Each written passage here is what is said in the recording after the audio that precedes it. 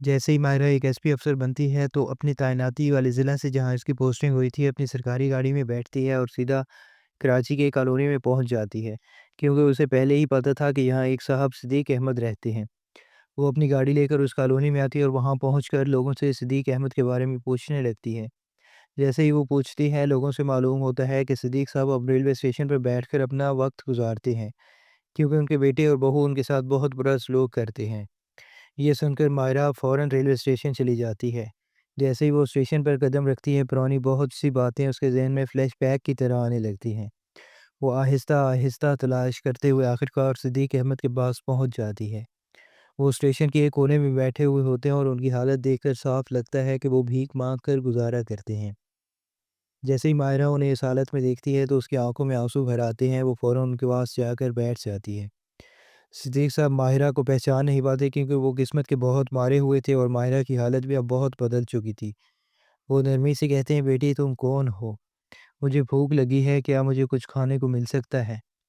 یہ سن کر ماہرہ فوراً انہیں گلے لگا لیتی ہے اور کہتی ہے، بس بابا اب بھوکے نہیں رہنا ہوگا، میں آ گئی ہوں نا، اب کوئی پریشانی نہیں ہوگی۔ ان کے ساتھ کھڑا ماہرہ کا سیکورٹی مین اور ڈرائیور یہ سب دیکھ کر حیران رہ جاتے ہیں کہ اتنی بڑی افسر ایک فقیر جیسے شخص کو کیوں گلے لگا رہی ہے اور اسے بابا کیوں کہہ کر بلا رہی ہے۔ وہاں اسٹیشن پر کچھ لوگ جو یہ منظر دیکھ رہے تھے وہ بھی دنگ رہ گئے۔ ماہرہ صدیق صاحب کو سہارا دے کر اٹھاتی ہے اور اپنے ساتھ لے کر چلنے لگتی ہے، لیکن صدیق احمد کہتے ہیں، بیٹی تم کون ہو؟ مجھے اپنے ساتھ کیوں لے جا رہی ہو؟ ماہرہ نرمی سے بولتی ہے، بابا شاید آپ نے پہچانا نہیں، میرا نام ماہرہ ہے، آپ نے ایک دن مجھے کھانا کھلایا تھا، یاد ہے؟ یہ سنتے ہی صدیق صاحب گہری سوچ میں پڑ جاتے ہیں، پھر خاموشی سے اس کے ساتھ چلنے لگتے ہیں۔ ماہرہ انہیں اسٹیشن کے پاس ایک ریستوران پر لے جاتی ہے، وہی جگہ جہاں برسوں پہلے صدیق صاحب نے ماہرہ کو کھانا کھلایا تھا۔ وہ انہیں وہاں کھانا کھلاتی ہے۔ جب وہ کھا چکے تو ماہرہ پوچھتی ہے، بابا آپ کی یہ حالت کیسے ہو گئی؟ آپ تو اچھے خاصے تھے نا؟ صدیق صاحب کے چہرے پر دکھ کے آثار آ جاتے ہیں، آنکھوں میں آنسو بھر آتے ہیں۔ وہ کہتے ہیں، بیٹی میں نے تمہیں اس دن بتایا تھا نا، میری بہو بیٹا نشہ کرنے لگ گئے ہیں، اب اسی وجہ سے جب میں تمہاری مدد کی تھی وہ 1 سال بعد میرے بیٹے اور بہو نے مجھے گھر سے نکال دیا، تب سے میں ایسے ہی بھٹک رہا ہوں۔ یہ سن کر ماہرہ کے دل پر گہرا اثر ہوتا ہے۔ وہ کہتی ہے، بابا اگر بات ایسی ہے تو میرے ساتھ چلیں، میں دیکھنا چاہتی ہوں کہ وہ آپ کے ساتھ ایسا کیسے کر سکتے ہیں، چاہے آپ ان کے ساتھ نہ رہیں مگر ایک بار انہیں سبق سکھانا تو بنتا ہے۔ صدیق صاحب پہلے تو انکار کرتے ہیں مگر جب ماہرہ بار بار اصرار کرتی ہے تو وہ مان جاتے ہیں۔ ماہرہ انہیں سہارا دے کر گاڑی میں بٹھاتی ہے اور ان کو بتائے پتے پر واپسی اسی کالونی میں آ جاتی ہے جہاں سے وہ کچھ دیر پہلے نکلی تھی۔ ڈرائیور اور سیکورٹی مین یہ سب دیکھ کر حیران ہے کہ میڈم کو آخر ہوا کیا ہے، وہ ایک بھیک مانگنے والے شخص کو اپنے ساتھ کیوں لیے پھر رہی ہیں؟ ان کی باتوں سے بالکل نہیں لگتا کہ یہ باپ بیٹی ہیں۔ ان کے انداز سے یوں لگتا ہے جیسے اس بزرگ شخص نے کبھی ماہرہ کی مدد کی ہو اور اب وہ اس کا بدلہ چکانے آئی ہو۔ ماہرہ کے ساتھ گاڑی میں بیٹھے صدیق صاحب راستے بھر خاموش رہتے ہیں۔ گاڑی جب اس کالونی کے مرکزی دروازے پر پہنچی جہاں ان کا پرانا گھر تھا تو ان کے چہرے پر ہلکی سی لرزش نظر آئی اور آہستہ سے بولی، بیٹی یہی وہ جگہ ہے جہاں سے انہوں نے مجھے دھکے دے کر نکالا تھا۔ ماہرہ نے نرمی سے کہا، بابا اب آپ اکیلے نہیں ہیں، میں آپ کے ساتھ ہوں۔ گاڑی گھر کے سامنے رکی، ماہرہ نے گارڈ کو اشارہ کیا، دروازہ بچاؤ۔ کچھ دیر بعد دروازہ کھلا، اندر سے آصف نکلا۔ وہ چونک گیا۔ سامنے وردی میں کھڑی ایک اعلیٰ افسر، سرکاری گاڑی اور ساتھ 2 گارڈز۔ وہ گھبرا کر بولا، جی میڈم کس سے ملنا ہے؟ ماہرہ نے پیچھے کھڑے صدیق صاحب کو آگے کیا اور بولی، انہیں پہچانتے ہو؟ آصف نے ایک نظر دیکھا لیکن جواب دینے سے پہلے ہی اندر سے ایک عورت کی آواز آئی، شگفتہ۔ وہ ہنستے ہوئے بولی، ہاں پہچانتی ہوں اس بڈھے کو، یہی ہمارا پرانا بڈھا ہے جسے ہم نے گھر سے نکال دیا تھا۔ یہ سنتے ہی ماہرہ کا ضبط ٹوٹ گیا۔ وہ تیزی سے اندر داخل ہوئے اور ایک زوردار تھپڑ شگفتہ کے منہ پر مارا۔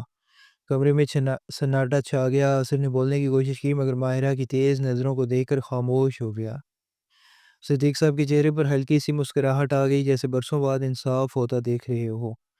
ماہرہ نے دونوں میاں بیوی کو کرسی پر بٹھایا اور سخت لہجے میں بولی، شرم کرو، تم نے اپنے باپ کے ساتھ ایسا سلوک کیا، اگر تم ان کی دیکھ بھال نہیں کر سکتے تھے تو کم از کم عزت سے رہنے دیتی، اب تم ان کی ساری جائیداد جو دھوکے سے اپنے نام کروائی واپس کرو گے۔ یہ سنتے ہی آصف اور شگفتہ کے چہروں کا رنگ اڑ گیا۔ آصف نے ہکلاتے ہوئے کہا میڈم آپ کو غلط فہمی ہوئی ہے، ہم نے کچھ نہیں کیا۔ ماہرہ نے میز پر ہاتھ مارا، چپ، مجھے سب معلوم ہے۔ قانون میں ایسے نافرمان بیٹوں کے لیے سزا ہے جو اپنے ماں باپ کو گھر سے نکالتے ہیں۔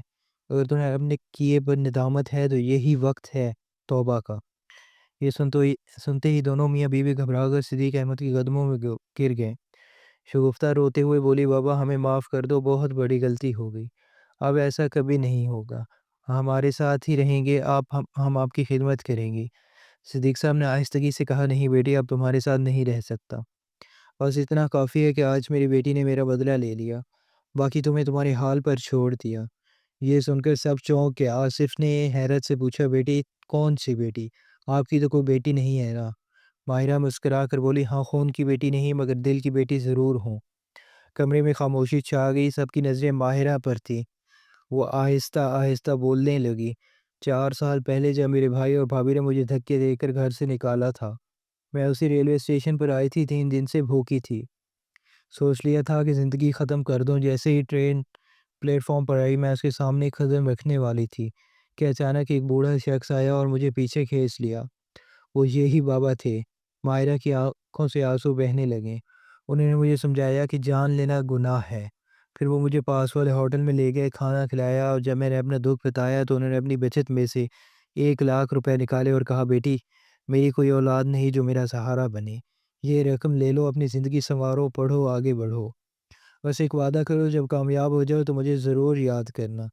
صدیق صاحب کی آنکھوں سے بھی آنسو بہنے لگے۔ ماہرہ بولی آج میں وہ وعدہ پوری کرنے آئی ہوں، اب میں انہیں اپنے ساتھ رکھوں گی۔ یہ کہہ کر ماہرہ نے صدیق صاحب کو سہارا دیا اور سب کے سامنے باہر لے گئی۔ گارڈز نے دروازہ کھولا، لوگ حیرت سے دیکھتے رہ گئے۔ ماہرہ صدیق صاحب کو اپنے ساتھ گھر لے آئی تھی۔ وہ گھر جو اب اس کے عہدے کے مطابق ایک صاف ستھرا پروکار سرکاری بنگلہ تھا۔ جیسے ہی وہ اندر داخل ہوئے ماہرہ نے گارڈ سے کہا بابا کے لیے کمرہ تیار کراؤ، ان کے آرام کا خاص خیال رکھا جائے۔ صدیق صاحب خاموشی سے چاروں طرف دیکھ رہے تھے، ان کی آنکھوں میں خوشی کے آنسو تھی۔ وہ بولے بیٹی میں نے کبھی نہیں سوچا تھا کہ میرا گھر پھر بنے گا۔ ماہرہ نے مسکرا کر کہا یہ آپ کا ہی گھر ہے بابا، میں آپ کی بیٹی کو جن یوں ہی گزرے۔ صدیق صاحب اب خوش نظر آنے لگے اور ماہرہ کے لیے صبح ناشتہ لگواتی، کبھی باتوں میں اپنے پرانے دنوں کو یاد کرتے۔ ایک دن انہوں نے کہا بیٹی اب تو تم کامیاب ہو چکی ہو، زندگی سنور گئی ہے، اب شادی کر لو، گھر میں بچوں کی ہنسی گونجے گی تو میرا دل بھی بہل جائے گا۔ ماہرہ نے نرم لہجے میں جواب دیا بابا میری ایک بار شادی ہو چکی ہے، دوبارہ نہیں۔ صدیق صاحب چونکے کیوں بیٹی کیا ہوا تھا تمہارے ساتھ؟ ماہرہ کی نظریں جھک گئیں۔ میرے شوہر احمد مجھ سے محبت کرتا تھا اور اپنی ماں کا بے حد فرمانبردار تھا۔ میری ساس مجھے پسند نہیں کرتی تھی، احمد ان کی ہر بات مانتا تھا۔ آخرکار ایک دن ان کے دباؤ میں آ کر مجھے گھر سے نکال دیا اور آج تک میری کوئی خبر نہیں لی۔ صدیق صاحب نے آہستہ سے کہا کیا وہ اب خوش ہے؟ ماہرہ بولی مجھے نہیں معلوم، سنا ہے اس نے اب تک دوسری شادی نہیں کی، شاید اب بھی میرے لیے کچھ احساس باقی ہے، لیکن میں دوبارہ وہ دروازہ نہیں کھولنا چاہتی۔ صدیق صاحب کچھ دیر خاموش رہے، پھر بولے بیٹی کبھی کبھی قسمت دوسرا موقع دیتی ہے، ہو سکتا ہے اس بار سب ٹھیک ہو جائے۔ ماہرہ نے آہستہ سے کہا بابا میری ہمت نہیں ہے۔ چند دن گزر گئے ہیں۔ ایک صبح صدیق صاحب نے ماہرہ کے گھر کے ملازم سے احمد کا پتہ معلوم کیا، وہ خود وہاں جانے کا ارادہ کرنے لگے۔ ماہرہ ڈیوٹی پر تھی، صدیق صاحب نے گاڑی منگوائی اور احمد کے گھر چلے گئے۔ دروازہ احمد نے خود کھولا، سامنے ایک ضعیف مگر باوقار شخص۔ جی بابا فرمائیے۔ صدیق صاحب نے مسکرا کر کہا میں ماہرہ کے حوالے سے آیا ہوں۔ احمد چونکا، ماہرہ وہ ٹھیک ہے؟ صدیق صاحب بولے ہاں بالکل، وہ اب ایس پی افسر ہے، تمہارے چھوڑ جانے کے بعد بھی اس نے ہمت نہیں ہاری، اپنی زندگی سنواری، آج عزت کے مقام پر فائز ہے۔ احمد کے چہرے پر حیرت اور نرمی کے تاثرات پھیل گیا۔ وہ آہستہ سے بولا وہ کامیاب ہو گئی، بابا کیا وہ خوش ہے؟ صدیق صاحب مسکرا کر بولے ہاں مگر دل کے کسی کونے میں ابھی بھی تمہارا ذکر ہے، وہ اب تک تمہیں بھلا نہیں پائی۔ احمد نے سر جھکا لیا، بابا میں نے بہت غلطی کی، ماں کے کہنے پر ایک ایسی عورت کو گھر سے نکال دیا جو میرا سب کچھ تھی، لیکن میں نے آج تک دوسری شادی نہیں کی۔ صدیق صاحب نے کہا اگر تمہیں سچ میں احساس ہے تو میرے ساتھ چلو، ایک بار اس سے دیکھ لو۔ احمد نے فوراً ہاں کر دی۔ دونوں گاڑی میں بیٹھ کر واپس ماہرہ کے گھر آ گئے۔ شام کا وقت تھا، ماہرہ ڈیوٹی سے لوٹی ہی تھی۔ جیسے ہی وہ دروازے کے اندر داخل ہوئی اس نے دیکھا کہ صوفے پر احمد بیٹھا ہے اور اس کے ساتھ بابا۔ ماہرہ چند لمحے خاموش کھڑی رہی۔ صدیق صاحب نے مسکرا کر کہا بیٹی میں ذرا باہر ٹہلنے جا رہا ہوں، تم دونوں بات کر لو۔ ماہرہ اور احمد ایک دوسرے کے سامنے بیٹھ گئے۔ کچھ دیر خاموشی چھائی رہی، پھر احمد بولا ماہرہ میں بہت شرمندہ ہوں، اگر ممکن ہو تو مجھے معاف کر دو، میں آج تک کسی اور کا نہیں ہو سکا۔ ماہرہ کی آنکھوں میں نمی آ گئی، میں تمہیں نہیں بھول سکی، احمد بس حالات نے جدا کر دیا تھا۔ احمد نے کہا اب حالات بدل چکے ہیں، میں چاہتا ہوں اب ایک نئی شروعات کریں۔ ماہرہ نے خاموشی سے سر ہلا دیا۔ آنسو بہتے رہے مگر ان آنسوؤں میں سکون تھا۔ کچھ دیر بعد صدیق صاحب واپس اندر آئے، دونوں کو ایک ساتھ دیکھ کر بولے اللہ تم دونوں کو خوش رکھے، میری زندگی کی سب سے بڑی خوشی یہی ہے۔ اس کے بعد وقت گزرتا گیا، صدیق صاحب ان کے ساتھ رہنے لگے تھے۔ اب وہ صرف باپ نہیں ایک نعمت بن گئے تھے۔ وہ اکثر کہتے دیکھو کبھی کسی نیکی کو چھوٹا مت سمجھو، کیونکہ ایک دن وہ نیکی تمہیں زندگی بھر کا سکون دی جاتی ہے۔ یوں ماہرہ احمد اور صدیق احمد ایک ہی چھت کے نیچے محبت، شکر گزاری اور عزت کے ساتھ زندگی گزارنے لگے۔